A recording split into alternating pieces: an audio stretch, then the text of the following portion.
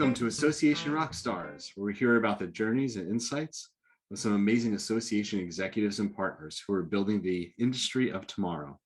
My name is Lowell Applebaum. I'm the CEO of Vista Cova, where we partner with organizations on vision, strategy, and governance excellence. And it's my pleasure to have with me today, Corey Clayborne, FAIA, NOMA, MBA, CAE. We need to get a few more letters after there as well. Corey is currently serving as the Executive Vice President and Chief Executive of the Virginia component of the American Institute of Architects. AIA Virginia is the voice of architecture profession in the Commonwealth and is dedicated to serving its members, advancing their value, improving the quality of the built environment. In this position, he's responsible for the success of the advocacy, education, outreach, and member services portfolio. 2020, he was elevated to the AIA's prestigious College of Fellows. Only about 3% of the organization's 94,000 plus members hold this distinction. And prior to this role, Corey practiced as an architect in private practice for 13 years, serving as a project manager for local, state, and federal clients. Corey, can't wait to talk to you about how we architect the future of the association industry today. Well, thank you for the kind introduction, and all my friends just call me Corey. No need to read all those acronyms at the end, but I've always admired you. And so I'm looking forward to this conversation, just going back and forth. And absolutely, it's a mutual admiration. So we'll start from a place that we like to start with each person we talk to. Being a rock star, a leader in the industry, certainly recognized as a fellow within the AIA industry. That happens because you have some superlatives. You have some places of key and core strengths that have allowed you to succeed. And so if I was to ask you what one of your superpowers are, what would you say one of your superpowers would be? Wow. I love this question, Lowell, because I never think of myself having any superpowers. But I think the thing that really brings me joy is this ability to bring people together from different backgrounds. And just this realization that, man, we're so much stronger together than, by ourselves. And so that's kind of my guiding light, my guiding philosophy is to make magic by bringing people together. So much like yourself. How have you found in particular, bringing people together during a time of pandemic and isolation has challenged some.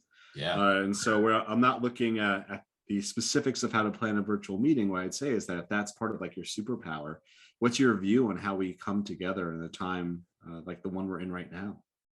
Right. Well, I think right now we are starting to get a little more comfortable, if you will, coming back together. But one of the things that I did very recently was host this dinner called the Blueprint for Better Communities. And the concept behind that, Lowell, is to bring together our community leaders with architects, just to have a quaint private dinner together to talk about how we as architects can uplift the community through our skill sets. And so understanding their vision. So, I'll have the mayor, folks from public safety, from affordable housing, from universities, all the key leaders, and just having a conversation about their mission. How can we bring that forward? And I think to me, that's like a perfect example of in a time like this, keep the group small. We can still break bread together. We're all vaccinated and still can move the mission forward in that way. And I think we're starting to see a little bit more of that, more and more, as time goes on. So I love the idea of that sort of parlor evening, right? Where it's not about being in front of a microphone at a podium and addressing, but instead you get to have that intimate connection, hopefully relationship building. Yes, over some great food. So that's where the magic happens. That it is. When we do strategic planning, I always try to insist on the drinks and dinners where the actual strategy happens. That's right. So you have to have it there. When you run those, do you find that the leaders that you bring to the table, particularly from the organization or from the architecture side, do you find that at this moment they're well equipped to have a voice of invitation and listening? Do you think this time period has helped people hear each other better? Do you find that they're more challenged in that after spending so much time alone? What are you observing? Yeah, I think it's a breath of fresh air for them. So, when you bring these leaders there, we're all exhausted, Lowell. It's been 20 months of this. Everybody's exhausted. Yeah, man. And we were all trying to figure it out by ourselves at the very beginning, but it still hasn't gone away. So I think it served as a breath of fresh air, and folks are willing to grab some help, and they're just hey, you want to volunteer your services to help me? your time and your talents to help me, I'm all about, embracing that and moving it forward. So I think people are more willing actually in this time to bring you in and help Yeah. solve challenges together. Are you seeing it as well, or? I am seeing people, I would agree with you, the breath of fresh air is in terms of like the desperate need for like connection with others. But I think part of what I've also seen is the people have been isolated for so long, they're desperate for their voice to be heard. And so I worry sometimes in some of the dynamics I see in groups is that we're at this moment at least lost a little bit of our capacity to listen, just because it feels like so long since we've been able to be heard outside of these little virtual boxes. Yeah, that's a great point. I'll throw something else out there. It's kind of off tangent a little bit, but I will say that us getting back together, it's necessary for some of the reasons that you're just sharing. And so, we just had a board meeting not long ago, our first one in person back in October. And we had 2 freshman board members, right? So we've been meeting on Zoom every other month. We had 2 freshman board members. I hadn't met anyone in person. And, in Zoom, you certainly have your own voice and your little 5x5 square that's there. But Lord, believe it or not, when those 2 individuals walked in the room for the first time, a few senior board members tapped me on the shoulder and said, "Who is that?" There was no recollection from the little 5x5 box on Zoom to coming in person. And so I think I'm only sharing them because I think if you want to have your voice be that catalyst, right, of change, if you will, right, you got to be there in person, in my mind. So it helps. That makes me want to ask a question, because especially as that's not the only example that I've heard about. And what that's raised up in a lot of the conversations I'm having are the idea of like, how are we intentional? We say we want to be inclusive. We say we want to be welcoming. And yet in that moment, if those 2 walked in and experienced board members, like, who are they? Like, how included and welcome do those 2 new ones feel, right? Because everyone else knew each other. Right. And as someone whose superpower is gathering, do you either have or have you seen any really strong methodologies in how we create more welcoming like moments as we're gathering back together that you've seen really succeed?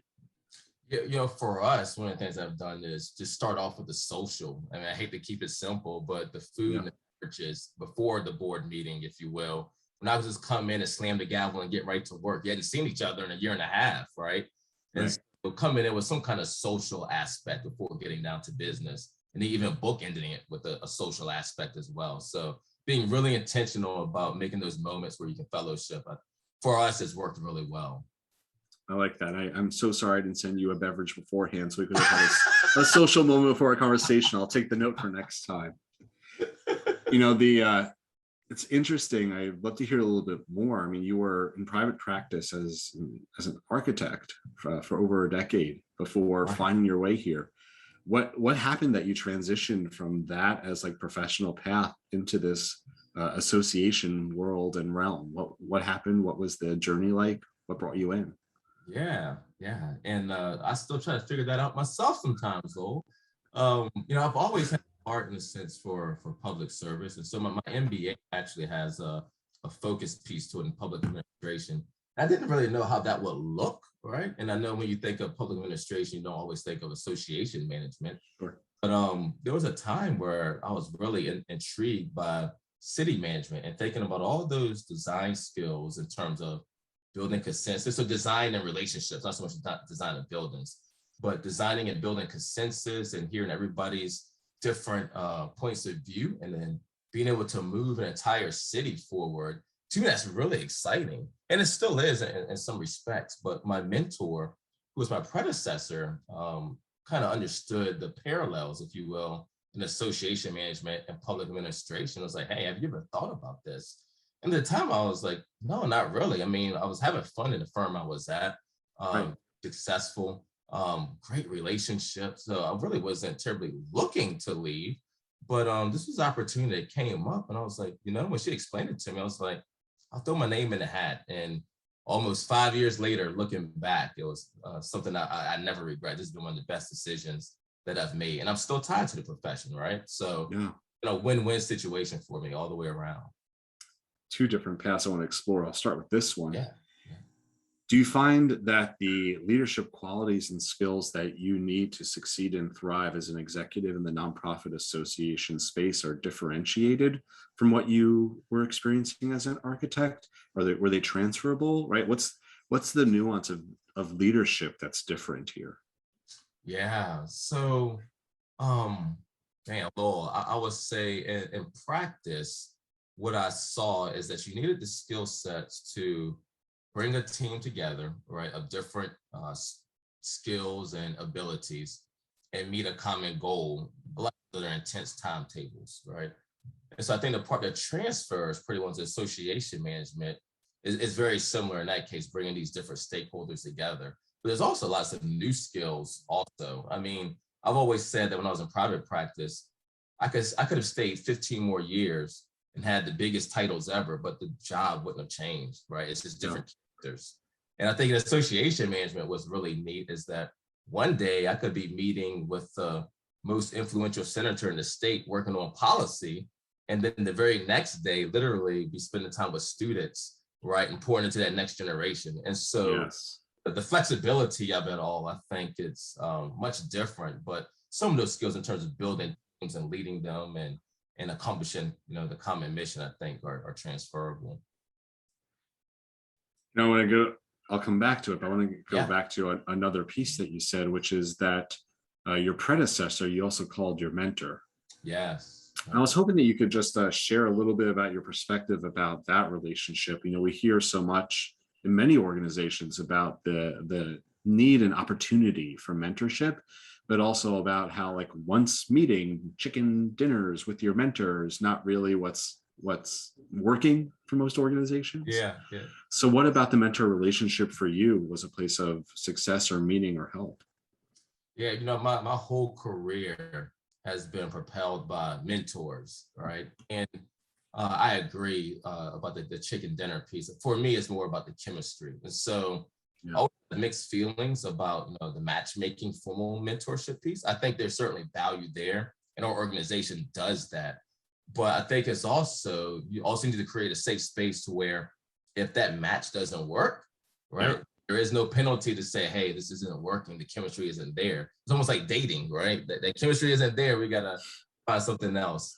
But I've been very fortunate. So even in private practice, my mentor, who was someone different than the one you're speaking about now, kind of took me under his wing and showed me, sides of the business that I would never had experienced at that age, right? And he just kind of took a chance on me and grew and poured into me. And I've been very lucky and been very intentional about looking for folks that can serve in that role. I'm 50 years old and still have mentors, mentoring up and mentoring down. But it's always great to have that person who genuinely and authentically cares about your career and your life, right? And a lot of times we talk, it's not even about work. I mean, I think that's the other beautiful thing. Like when you have that mentor that's just is authentic, it could be, hey, we're having our second child. That's one of the first people you call, right? It's not even work related. It's just that integral into your life. And so I live and die by mentorship. I truly do, Lowell. So you have some? I've been incredibly blessed in my life to have mentors, and both when I intentionally sought them and often when I didn't know I needed them and they found me along the way. And a few sponsors as well, right? Those that think of you when the opportunity is there and says, oh, I know the person who'd be the right person that you should meet. Like, let me help elevate them. Yeah, amen. That's right. And I noticed that you just mentioned that you also are a mentor. And so I'm wondering if, as you think about sort of the upcoming emerging generation of those coming into the workforce, and if you want to use an association lens for this, that's fine. What do you think is going to be necessary for leadership skill sets, right? For what should they be looking to develop that in this ever shifting world we live in to really not just survive, but thrive? What should they be looking to develop? I would say those the people skills. I think my biggest fear with social media right now is that folks don't really have a lot of authentic relationships, right? It's how many Facebook friends do you have or Twitter followers? And when you get right down to it, you ask how many true friends do you have? They can barely rattle off 3, right? Yeah. And so I think for these up and coming leaders of today, the ability, right, to have those soft skills and the people skills that we've talked about for years, but I think it will be magnified and will separate, the good from the great, right? Those who can go into a room and start developing relationships, because, in my experience, people only work with those that they know, like, and trust. And on social media, it's really hard to get all three of those things lined up. For me to trust you if I've never sat down and had dinner with you, or, went out to a function together of some sort. But I would say 100 of those people skills and communication skills would be the key to success. Do you, as you reflect on your own journey, how much of your clear warmth, right? Like you're clearly relate well to people, you're a gatherer. How much of that was born and how much of that did you learn? Like, how do you learn or hone or refine the people skills? Because I'm not sure you go to a online webinar for that in the same way. Yeah, I think it just comes with time. And even if you're an introvert, I think you can still work at it. And I know a few introverts who are very good in social settings, and it might exhaust them, right? So they're not going to be out at 11 p.m. at the hotel bar. They might be in their room recuperating. Right. When they need to do it, they do it. For me, it was just something that I guess just innately came through. I played sports, growing up. And so it's always been a team dynamic. And, if you play sports, there's always going to be a group that you go out with after the game, and you just kind of just grow and build upon that. And your network just continues to expand. But just growing up, I've always been in those kinds of situations. And I guess I never thought about it. It's just you make friends and you stay with them and you keep doing it.